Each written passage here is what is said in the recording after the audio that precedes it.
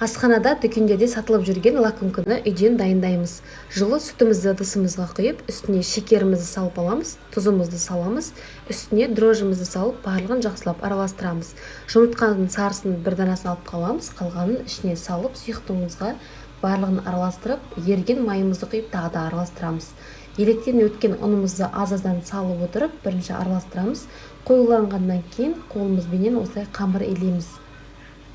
1 сағатқа жылы жерге көтерілгенше қоямыз. Оған дейін біз кремімізді дайындайтын боламыз.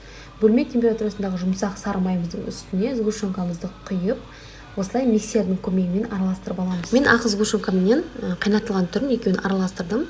Енді көтерілген нанымызды алып, 6 бөлікке теңдей бөлеміз. Бізде жалпы 12 лакумка шығады, біз 6 бөлікке бөлеміз. Осылай жайып, ортасынан бір бөлеміз.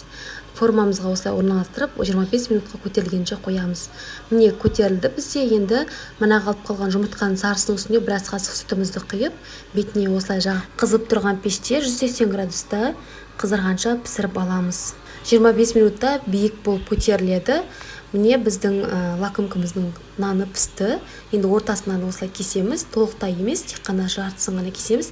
Кремді әрқайсысына 2 ас қасықтан салып шығамыз, ішіне жаңғақтарды жабыстырамыз, сақтап алып жасап көріңіз. Өте дәмді.